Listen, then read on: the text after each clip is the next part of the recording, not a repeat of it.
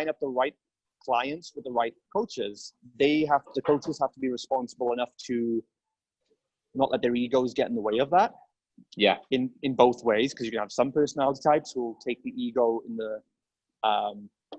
the more assertive way and be like, well, they'll be threatened, that, someone might leave me and go with someone else, so I've got to win everybody. Mm-hmm. And then you've got the ones on the other side who will be more, afraid of losing people as well. So you've got to kind of make sure the coaches are all on board and their egos aren't going to have control with that they need to understand. Some people like to work with you, others don't. Doesn't mean you're a bad person or you need to change anything. In fact, all your coaches need to be, again, they need to lean in and be more of who they are. If they are totally eccentric, wacky, funny trainers, and let them be that and encourage them to be that. But if they're thinking, but it might scare people away, it's like, well, yeah, it probably will, because not everyone's a nutcase like you. But we have this other coach who balances it out. Yeah, we've now got somewhere for them to run to. Exactly, right? So if all the coaches can know this culture that you're breeding and say, this is kind of our culture, a huge part of getting results is being with the right coach that you have chemistry with, right? Of course. Mm-hmm. Doesn't matter how much science they know. So that could be one way you start looking at that and talking with your coaches and your team meetings and discussing this with them and see what ideas they have around it. It could also, and this is where you want to get really now, whether they're self-employed, employed, whatever, this is now where you guys all want each of those coaches starting to take some personal responsibility and start giving them a sense of ownership in the company and get them even being more entrepreneurial to a degree, right? There's the worst thing you want, if you look at the 4-quadrant model of identity types, the worst one you want is a solopreneur mindset in there, right? Yeah, sure. But you either want a more employee managed person or you want them to be actually more entrepreneurial. Yeah. And people don't get that. They say, well, why would I want an entrepreneur in my business? Because an entrepreneur is not a business owner. Mm-hmm. They're very different things. Someone who runs a Herbalife thing is an entrepreneur, but they don't own a business. Sure. Right? You own a business with bricks and mortar and overhead and all the rest of it. They can be a self-employed entrepreneur basically, but it's the mind. It's the mindset, the identity, not the physical construct, right? Okay. So you want to start, if you're at that good position now, you've got good, cash flow and there's clients coming in, you want to start, the next step for you then is to push the profits further, will be to build in that culture with them. But part of that culture is, look, we're all part of a team here. We're all working collectively for the vision. So it's like we're one for all, but we're also all for one, which means we also as a company want to help each of you individually shine and advance yourselves professionally and personally. So if one is really expressive and wants to do big seminars or something like that, or do more video content or media, find a way to engineer the company. So the content marketing plan will allow that person to do that on your behalf. Sure. If there's someone that wants to get more scientific and technical and do functional movement classes, see if there's a possibility to let that person do that. Okay. And each of them start taking the reins, but you show them again that they're not all expected to do the same things. They have their base contractual obligations to turn up, do sessions, do follow-ups, check-ins, whatever the basic, all coaches have to do. Yeah. But then above that, in order to expose the gym and also to let them unleash their creative side and explore their own profession, how they can take themselves further as a coach within the safety and the confines of your company. That is literally how these guys can be entrepreneurial, or they can feel entrepreneurial, they can be creative, they can be expressive, they can feel unique, and they feel part of a team. And when you do that, they're never, ever, ever going to want to leave you. Yeah, because you've given them all the benefits of entrepreneurship without any of the downsides. Sure, I got it. Yep. And you start doing that, and they carry your brand name with it, and that's when you can really start hitting all these different subsections of the market. Maybe corporate gigs, maybe more media appearances, but you start lining up the right people to the right role. Yeah. But it all starts with that culture. You've got to have that talk with all of them So they all know that, okay, if Jimmy is doing a seminar, it's not because Dave isn't good enough. It's because, no, that's what Jimmy wants to go and do. And he's aligned to it, and he loves that. And he's naturally good at it. And everyone's lined up their natural strengths. It's not you pick and mixing or just choosing favorites. Yeah, sure. But if everyone's lined up doing exactly what they love, because they're all going to get bored of coaching eventually. Yeah. We all after, there's only passion comes with growth. So we're only passionate about coaching sessions whilst they still feel they're growing doing it. But once they've got their like 10,000 hours, they'll do it, but they'll still feel I'm looking for more. I want to explore, and that's usually the time when they spring off and go and start their own business. Yep, sure. And so we give them that inside your company, which starts by understanding personality types. Starts right there, just understanding who your people. And so rather than avoiding the whole thing of, oh, I don't want clients to talk about working with that coach. No, let's bring up that conversation. And let's say, why would you want to work with him and why would you not want to work with him? Okay. Does that make sense? Yeah, it does. Yeah, absolutely. Good. Okay. And then was there another issue? Well, you mentioned about the team getting to the point in the course where is there anything on that you want to talk about quickly? No, not really. That area? It's that classic thing, isn't it, where you jump in and you kind of, I'm just making sure I don't rush through those first modules to try and find the stuff that's going to help me implement that very quickly. I'd rather do it the way it was designed and take my time with it. And if it takes another month, then I'm fine for that to be the case. But no, I'm enjoying it, and looking forward to getting through to that next phase. But so far, I found it really informative. Great. All right, Ian. Good. Does that help? Yeah, absolutely. Cheers, Justin. That's great. All right, great. I'll stick you back on mute. Okay. Good, guys. So if anyone else wants to jump on the mic and ask a question or post in the comments, just please do so right now. But that's a great thing for all of you guys. You've got to start really understanding like the long game here. You've got to start really thinking about patience, because it's your solopreneur identity mindset that is all about the what happens now. Where's the revenue today? What were my sales this month? And that stuff's great, but you really start shifting your expectations that building a company, building a market, it's so funny, right? That the technology today has flipped business on its head.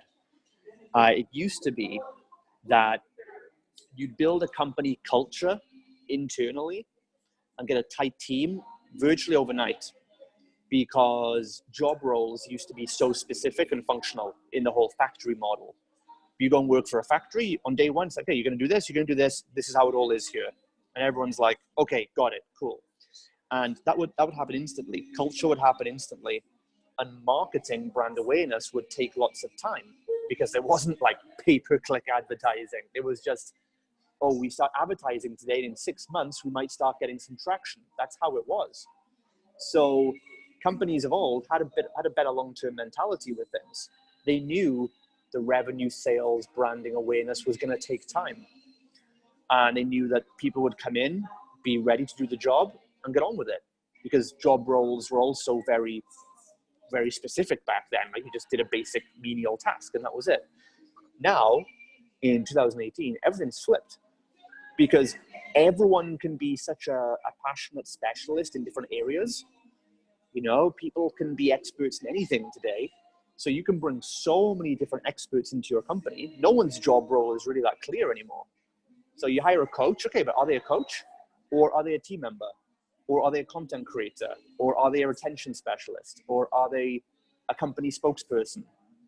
I've put them on a Facebook video. Okay, are they a marketer now? Right? If they're doing your consultations, are they still a coach or are they a salesperson?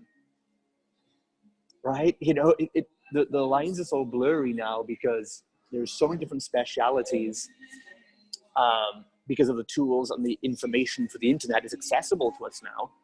Again, years ago, if you build a factory, you wouldn't have one of your factory people do sales, because sales was such a specialty skill that you have to hire an agency for. Right? Now it's like, no, you can get a PDF online and learn sales in 20 minutes. So what's happened now, it's very interesting that you guys need to be aware of this, that culture in a company takes a long time to nurture. It takes time now, because we have to start knowing who our team members are. We have to start knowing what drives them. We have to start thinking about where do they want to go long term. Because also remember, in the old days, progression wasn't as fast or as accessible as it is today. In the old times, there was management and labor. That was it, right? Factory workers, factory owner. That was it. And there wasn't really anywhere someone would expect to go. They would just get a job and stay in that job for 50 years and retire. That was their life plan. Now, of course, people just don't stay in one place for long because they can learn new skills, because they become specialists, because they can develop themselves so quickly. They now want to ascend and have new challenges. So the companies now that don't build a culture that says, we recognize you as an individual, we recognize you have many talents, unique talents you can bring here, and that we want to give you more specialities, and that we also want to help you grow within our company. So as we grow, we pay you more and give you more value to retain people. That's why team retention is now the number one thing, because people can develop so quickly, they can outgrow you so fast now. Again, the old days, it wouldn't happen. You get a job for life, that's it. One job in a factory over and over again for 50 years. And that was normal because there was nothing else to do. Now, we're not limited by that.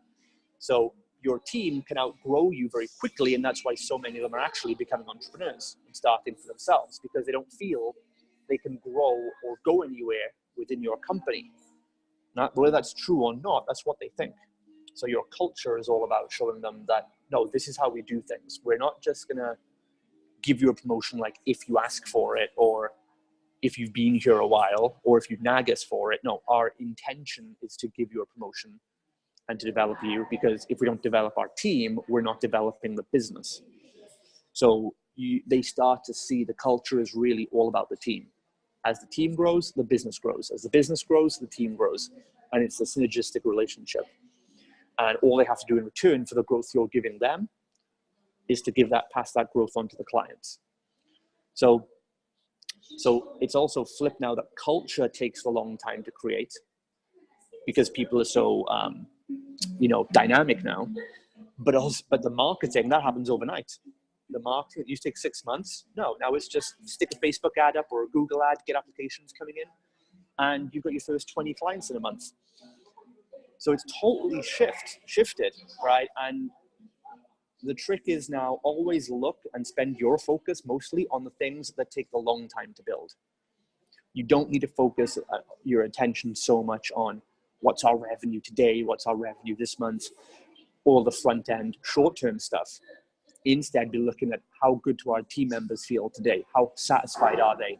What new skills did they learn this month? How did I make my 4 team members better this month?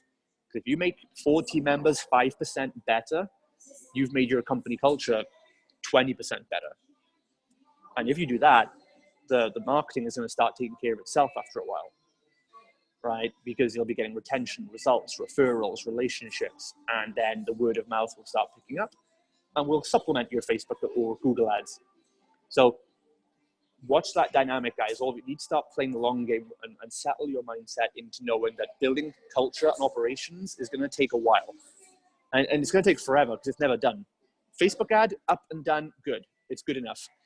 Most of you guys, though, are then spending time obsessing over the adverts to be like, how can I save 10 pence on every click, right? And you're totally wasting your time and attention on that, right? The marketing is good enough for most of you. If you're making more than you're spending, like, it's good enough. Now focus on the back end, on the operations, on your team, on your culture, because that's where the real revenue, return, and profit and scale is going to come from. You're not going to scale your business just by scaling your ad spend.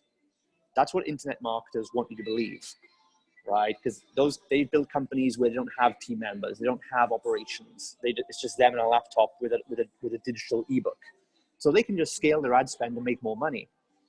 And everything outside this program that you learn about business and marketing for Fit Pros usually is derived from the internet marketing world, which doesn't work with a local business. So, because again, they just say, well, you just scale your ad spend. And I'll tell you what, guys, in all the Facebook ads you see, or the Facebook groups you're in, whenever you see anyone talking about scale your business, we scaled this guy's business, we're going to scale this, we're going to scale that. And it makes you feel inadequate because you think, well, I want to scale my business. You have to remember that in 90% of the cases, when they mention scale, they're talking about scaling ad spend. That's all.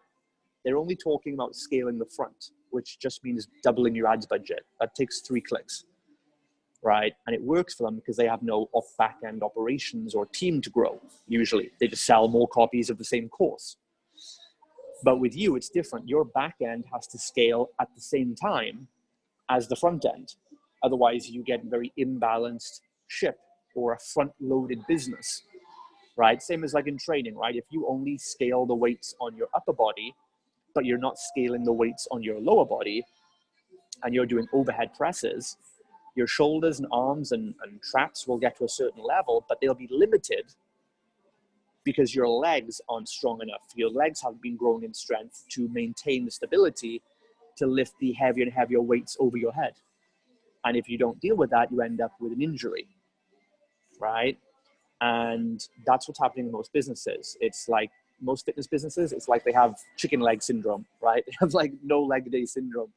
Just think of back end as like your leg day, right? It's the stuff no one wants to do, but is really important. And if you want to get big, strong, lean, healthy, you got to train your legs every day. Let the guys out there mess around with their arm curls and show off how big their biceps are.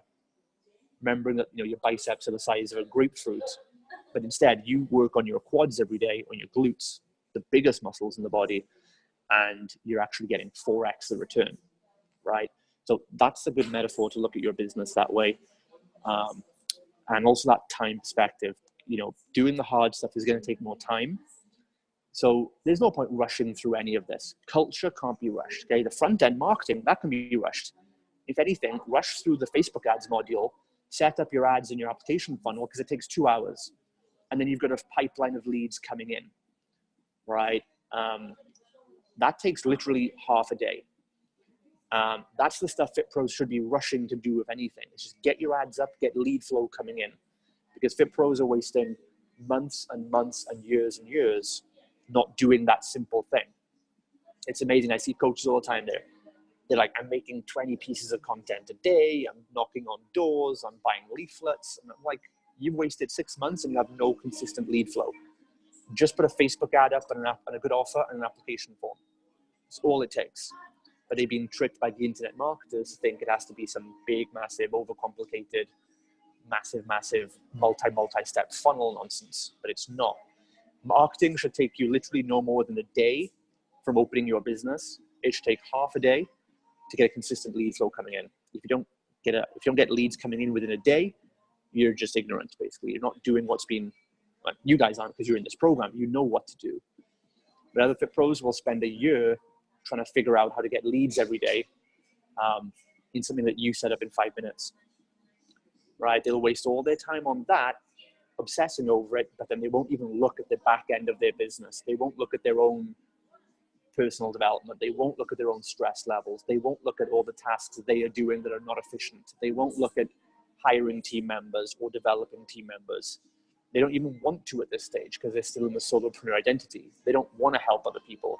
They just want to make money. Okay. And so that's really what you want to start thinking about is the back end is going to take time. It's a long run. It's a marathon. It deserves 80% of your time. And the front end marketing now can happen instantaneously or very quickly. Your ads are running, or your Google ads, your paid ads are your base level of lead flow. That's like your level 1 is putting a paid advertising system in place, Google or Facebook or both. Second then is your, above that now is kind of like brand awareness marketing. It's your organic marketing that goes out above and beyond that, which is just like residual. It helps. It's not your main source of leads, but it helps. And that should mostly come simply from, clips and videos of your sessions, giving some good content out. Most of your content in a local area should be, don't worry about doing a podcast, right? If you have a local business, there's no freaking point doing a podcast, right? Get on the radio, get a radio spot. That's what it used to be called, a radio spot. Get into your local radio stations and see if you can get a 10-minute spot or 20-minute spot once a week. That will be 1,000 times more powerful than a podcast, right? Because you're not an internet marketer, you're a local business owner. Instead of trying to do webinars and Facebook Lives like for half an hour a day, no, go and put a seminar on, go and put a workshop on, go and teach a short course on nutrition mindset or something else in your local college, right? Or in your facility, even if you have space and seats, run short courses, could put a 4-week course on nutrition management or a 6-week course on functional training and rehabilitation, or a 3-week short course on the mindset of behavioral change or emotional eating or whatever you want to do, whatever is in line with your target audience. That is going to do far more for you than, oh, I made a webinar, I made a podcast. Like you're not Gary Vee. You don't need to do that stuff, right? It's totally different, right? Seminars and get in the media, right? Don't try and write articles for medium.com for your local gym. Get an article written and put it in the paper. Get weekly or monthly columns, right? How many guys have actually tried to become a columnist or a regular contributor to all your local newspapers and magazines on health? That's what you guys can be doing, right? And you're going to be far more beneficial doing that than you will trying to play this online marketing game, right? Your paid ads are doing the online marketing for you. Everything else is you now getting out in the town and really building that brand, right? So, because again, another gym can copy your Facebook ads. They'll copy your landing page, sure. But they can't copy you owning the local radio health spot and running short courses and seminars. They won't. They'll never. It's too much work and effort and initiative for them. They'll never do it. They can copy a Facebook ad because it's easy and takes 2 minutes. So if you're only relying on a Facebook ad or a Google ad to grow your businesses, that's why you'll get copied, because you've put no effort into that. It's a simple thing. It's easy. Of course, people can copy it. But you then step above that, get the brand awareness dialed in, get yourself done with SEO, rank for search terms, get in the media, get into seminars and courses, start doing more charity fundraisers, get connected to your community and be a bigger force for good. That is when no one else is going to copy that. And that's ultimately how you'll get the advantage, because now it's, more and more people come into Facebook and it's easier and easier to copy